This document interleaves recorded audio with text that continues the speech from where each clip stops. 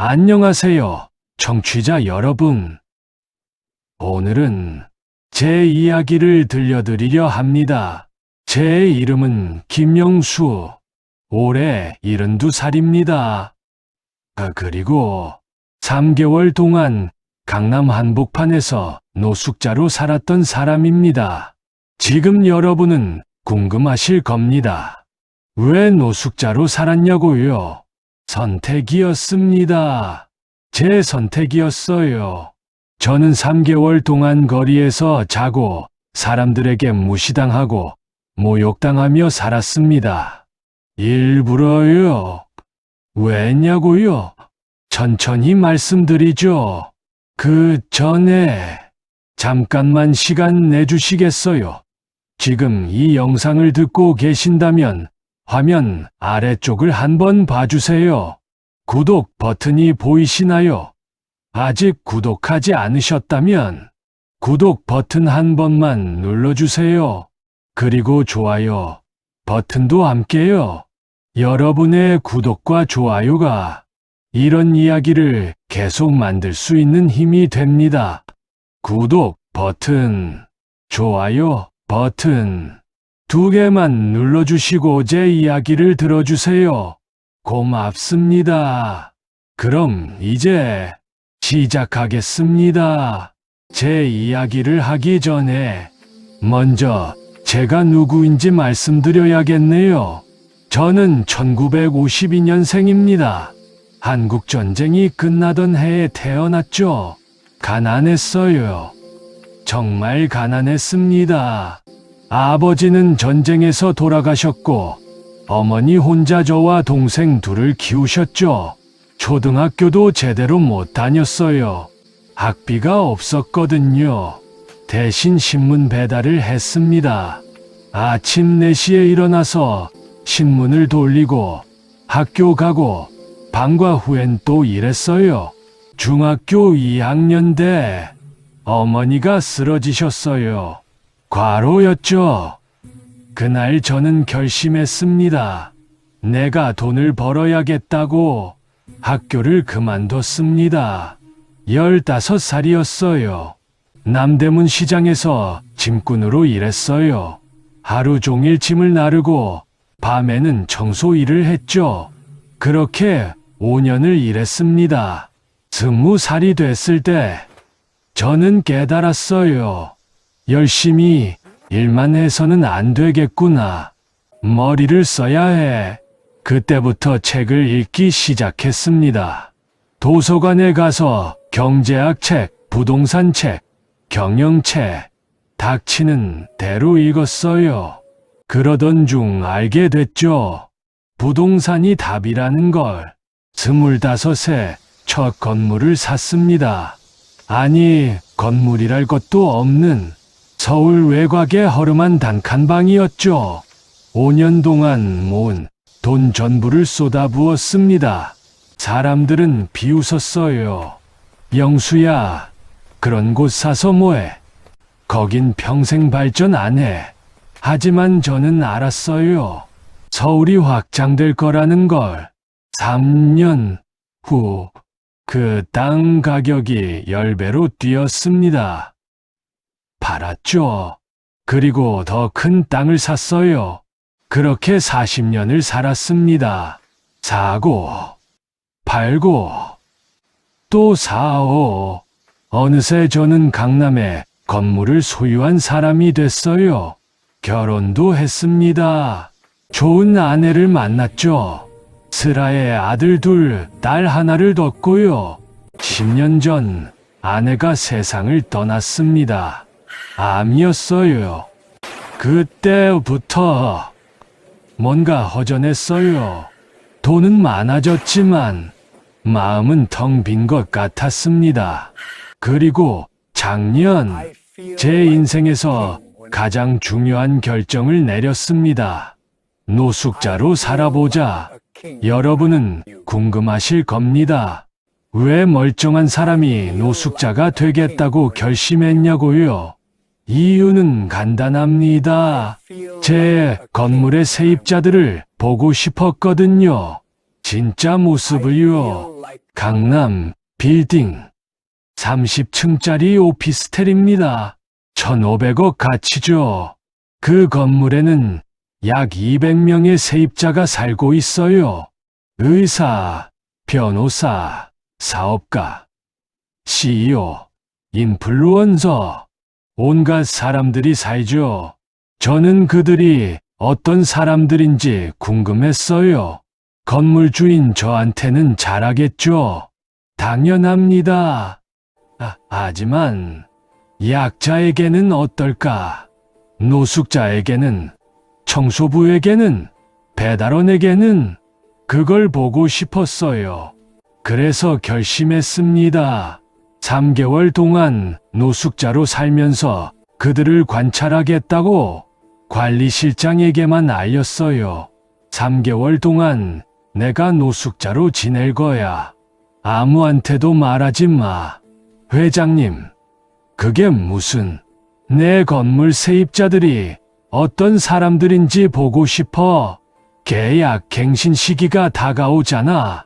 관리실장은 이해했습니다. 준비는 철저히 했어요. 헌 옷을 구했고 머리를 기르고 수염도 안 깎았습니다. 얼굴에 때를 묻히고 손톱도 길게 길렀죠. 거울을 보니 완전히 다른 사람이 됐더군요. 아들한테도 말 안 했어요. 딸한테도요. 그들은 제가 해외여행 간 줄 알고 있었습니다. 드디어 그날이 왔습니다. 2024년 10월 1일, 저는 제 건물 앞 지하철역 계단에 앉았어요. 앞에 낡은 종이컵을 놓고요. 그게 제 노숙자 생활의 시작이었습니다. 첫날이었습니다. 아침 7시, 출근하는 사람들이 지나갔어요. 제 건물 세입자들이었죠. 1201호에 사는 30대 남자가 지나갔습니다. IT 회사 CEO라고 들었어요. 저는 고개를 숙이고 있었습니다. 그가 지나가면서 한 말. 에휴, 아침부터 거지가 눈에 띄네. 거지. 저는 평생 그런 소리를 들어본 적이 없었거든요. 가슴에 뭔가 꽂히는 느낌이었어요. 1507호에 사는 여자가 지나갔습니다. 변호사라고 들었어요. 여기 왜 이런 사람이 앉아 있어? 관리실에 신고해야겠다. 그녀는 바로 전화를 걸었어요. 잠시 후 관리실 직원이 내려왔습니다. 아저씨, 여기 있으면 안 돼요. 다른 데 가세요. 그냥 좀 앉아있게 해주세요. 안 돼요. 세입자들이 불편해해요. 저는 일어나 다른 곳으로 갔습니다. 건물 뒷골목으로요. 점심때쯤 됐을까요? 배달 음식을 먹던 젊은 여자가 남은 음식을 쓰레기통에 버렸어요. 반도 안 먹은 치킨이었죠. 저는 그 쓰레기통을 들여다봤습니다. 노숙자라면 당연히 할 행동이니까요. 그때 그 여자가 돌아보더니 으악, 징그러워. 쓰레기 뒤지지 마. 그녀는 핸드폰을 꺼내 사진을 찍었어요. SNS에 올려야겠다. 여기 노숙자 때문에 더러워 죽겠어. 저는 말문이 막혔습니다. 이게 사람이 할 행동인가 싶었어요. 오후였습니다. 고등학생으로 보이는 애들이 지나갔어요. 야, 저기 노숙자라. 냄새 나겠다. 한 아이가 제 앞에 500원짜리 동전을 던졌어요. 아저씨, 이거 받고 씻으러 가세요. 그들은 깔깔 웃으며 갔습니다. 저는 그 동전을 보며 눈물이 날 뻔했어요. 이게 요즘 세상인가 싶었습니다. 저녁이 됐습니다. 추웠어요. 밤에는 쌀쌀했죠. 저는 건물 구석에서 추위를 피하고 있었습니다. 그때 경찰이 왔어요. 아저씨, 신고 들어왔어요. 여기 있으면 안 돼요. 어디로 가라는 겁니까? 그건 아무튼 여기는 사유지예요. 가세요. 저는 일어나 걸었습니다. 밤새도록 걸었어요. 잠은 공원 벤치에서 잤습니다. 첫날이 그렇게 끝났습니다. 그날 밤 정말 많은 생각이 들었어요. 내가 평생 모르고 살았구나. 이런 세상이 있는 줄. 둘째 날, 저는 다시 제 건물 근처로 갔습니다. 이번엔 건물에서 좀 떨어진 곳에 앉았어요. 카페 앞이었습니다. 그 카페는 제 건물 1층에 있는 곳이죠. 임대료를 월 500만 원 받고 있었어요. 카페 주인이 나왔습니다. 아저씨, 여기 앉지 마세요. 손님들 기분 나빠해요.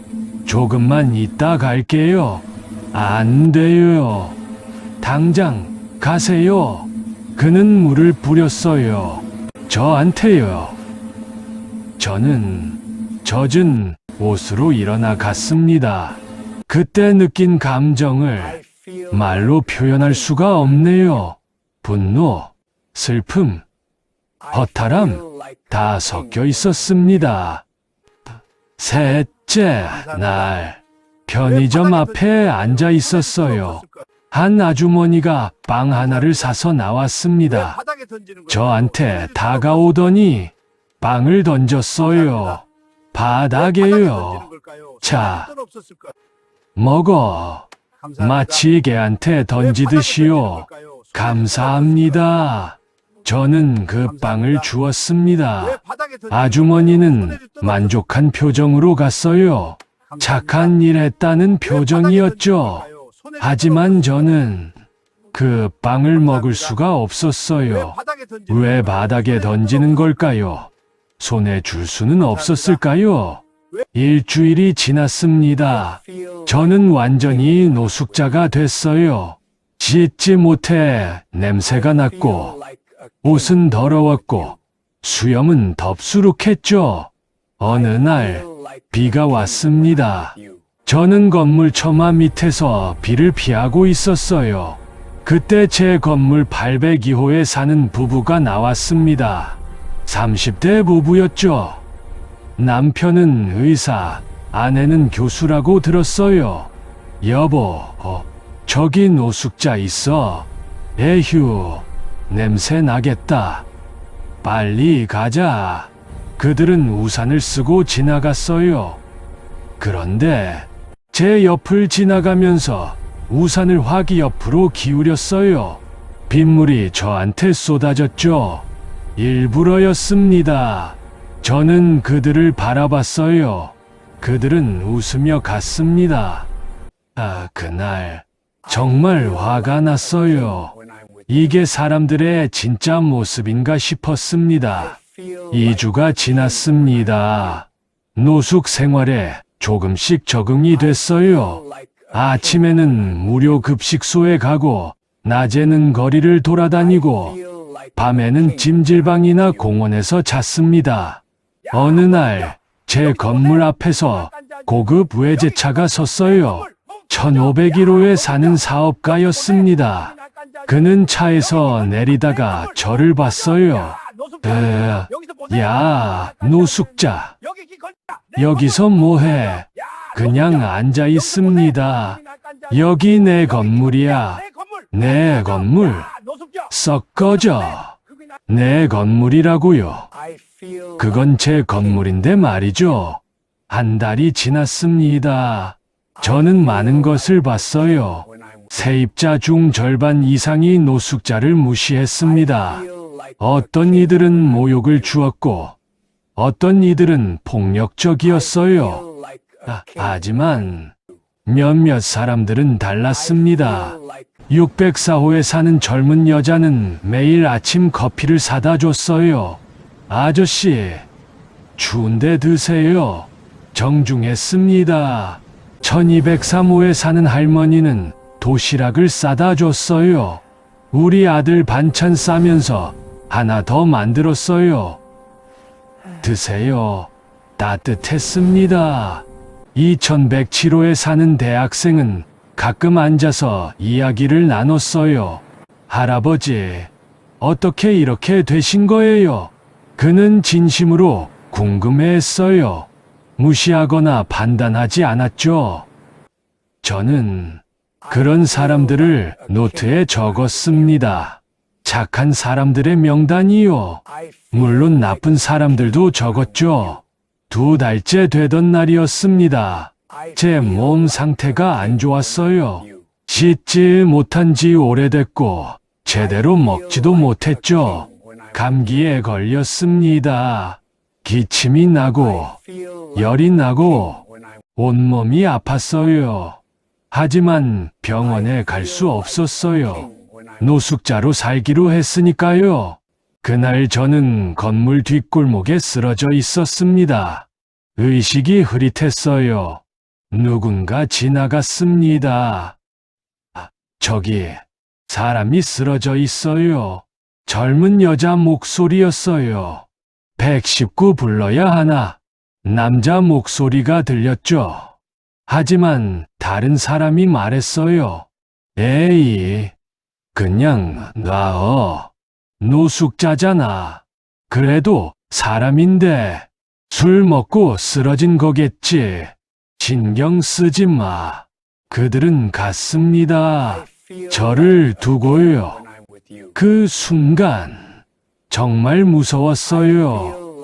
이대로 죽는 건가? 다행히 얼마 후 누군가 다시 지나갔습니다. 604호에 사는 그 젊은 여자였어요. 아저씨, 왜 이래요? 119. 아저씨 정신 차리셨어요? 감동. 맞습니다. 그녀는 바로 전화를 걸었어요. 아저씨 정신 구급차가 차리셨어요? 왔고 저는 병원으로 갔습니다. 병원에서 깨어났을 아저씨 때 정신 차리셨어요? 그 여자가 옆에 있었어요. 아저씨, 정신 아저씨 차리셨어요? 정신 차리셨어요? 맞습니다. 고맙습니다. 괜찮으세요? 아저씨 정신 차리셨어요? 폐렴이래요. 많이 위험했대요. 그녀는 병원비까지 아저씨 정신 내줬어요. 차리셨어요? 저는 눈물이 났어요. 이 세상에 아직 따뜻한 사람이 있구나 싶었습니다. 퇴원 후 저는 그녀를 기억했습니다. 꼭 보답하리라고 마음먹었죠.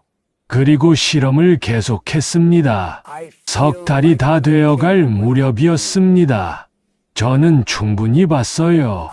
누가 착한 사람이고 누가 나쁜 사람인지, 누가 진짜 인격을 갖췄고 누가 겉만 번지르르한지. 마침내 그날이 왔습니다. 12월 1일 계약 갱신의 날이었어요. 그날 아침 저는 목욕탕에 갔습니다. 3개월 만에 제대로 씻었어요. 머리를 자르고 수염을 깎고 정장을 입었습니다. 거울을 보니 제 모습이 돌아와 있었어요. 빌딩으로 향했습니다. 관리실장이 놀란 표정으로 저를 맞았어요. 회장님, 괜찮으세요? 응, 괜찮아. 세입자들 다 모아왔어. 네, 로비에 다 모여 있습니다. 로비로 내려갔습니다. 약 200명의 세입자들이 모여 있었어요. 그들은 수근수근거렸죠. 무슨 일이래? 건물주가 온다는데. 건물주가 누군데? 저는 단상 위로 올라갔습니다. 마이크를 잡았어요. 안녕하십니까? 사람들이 놀란 표정을 지었어요. 저는 이 건물의 소유주 김영수입니다. 술렁임이 이렇습니다. 네, 저 사람이. 건물주가 저렇게 나이가 많아? 저는 계속 말했습니다. 여러분, 지난 3개월 동안 저는 이 건물 앞에서 노숙자로 살았습니다. 완전한 침묵이 흘렀어요. 일부러요. 여러분이 어떤 사람들인지 보고 싶었거든요. 사람들의 얼굴이 하얗게 질렸습니다. 저는 모든 걸 봤습니다. 누가 저를 무시했는지, 누가 모욕했는지, 누가 폭력을 행사했는지. 802호 부부가 눈을 피했어요. 여러분 중 일부는 정말 실망스러웠습니다. 돈은 많지만 인격은 없더군요. 1501호 사업가가 땀을 흘렸어요. 그래서 결정했습니다. 오늘 계약, 갱신을 하지 않을 사람들을 발표하겠습니다. 저는 명단을 꺼냈어요. 1501호, 계약 해지. 노숙자한테 욕하고 쫓아냈죠. 802호 부부, 계약 해지. 일부러 빗물을 끼얹었죠. 1201호 CEO, 계약 해지. 거지라고 비웃었죠. 1507호 변호사, 계약 해지. 신고하고 쫓아냈죠. 1층 카페, 계약 해지. 물을 뿌렸죠. 명단을 읽어내렸습니다. 총 87명이었어요. 그들은 울고 빌고 사과했습니다. 하지만 저는 마음을 바꾸지 않았어요. 여러분은 기회가 있었습니다. 저를 인간으로 대할 기회가요. 하지만 그러지 않았죠. 그리고 다른 명단을 꺼냈습니다. 반면 이분들은 저를 따뜻하게 대해줬습니다. 604호 여자가 놀란 표정이었어요. 604호 임대료 50% 연구 할인합니다. 네. 정말요? 1203호 할머니 관리비 면제. 평생 무료입니다. 할머니가 눈물을 흘렸어요. 2107호 대학생 졸업 후 취직까지 임대료 무료입니다. 학생이 믿을 수 없다는 표정이었죠. 여러분이 보여준 따뜻함 절대 잊지 않겠습니다. 로비는 완전히 조용해졌습니다. 그날 이후 세상이 달라졌습니다. 쫓겨난 사람들은 저를 원망했지만 그건 그들의 몫이에요. 도움받은 사람들은 감사했고 평범했던 사람들은 변하기 시작했습니다. 이제 그 건물에서는 노숙자를 함부로 대하는 사람이 없어요. 왜냐고요? 또 누가 건물주인지 모르니까요. 청취자 여러분, 제가 이 이야기를 하는 이유는 단 하나입니다. 사람을 겉모습으로 판단하지 마세요. 거리의 노숙자가 사실은 재벌일 수도 있고, 청소하는 아줌마가 건물주일 수도 있고, 설거지하는 사람이 미슐랭 셰프일 수도 있어요. 하지만 중요한 건 그게 아닙니다. 설령 그 사람이 정말 가난하고, 정말 힘들고, 정말 아무것도 가진 게 없다 해도 존중받을 권리가 있다는 겁니다. 모든 인간은 존엄합니다. 돈이 있든 없든 높은 자리에 있든 없든 우리는 모두 같은 인간이에요. 저는 3개월의 노숙 생활을 통해 배웠습니다. 진짜 부자는 돈이 많은 사람이 아니라 마음이 따뜻한 사람이라는 걸. 진짜 가난한 사람은 돈이 없는 사람이 아니라 인격이 없는 사람이라는 걸. 오늘 이 방송을 듣고 계신 여러분, 내일 거리에서 노숙자를 만나면 잠깐이라도 멈춰서 보세요. 그 사람도 누군가의 아버지이고, 누군가의 아들이고, 누군가의 형제입니다. 그리고 무엇보다 그 사람도 당신과 같은 인간이에요. 작은 친절이 세상을 바꿉니다. 제가 그걸 직접 경험했으니까요. 604호 그 여자의 작은 친절이 제 목숨을 살렸어요. 할머니의 도시락 하나가 제게 희망을 줬어요. 대학생의 진심 어린 대화가 제게 위로가 됐어요. 여러분도 그런 사람이 되어주세요. 세상을 따뜻하게 만드는 사람이요. 긴 시간 들어주셔서 감사합니다. 여러분 모두 따뜻한 하루 보내세요.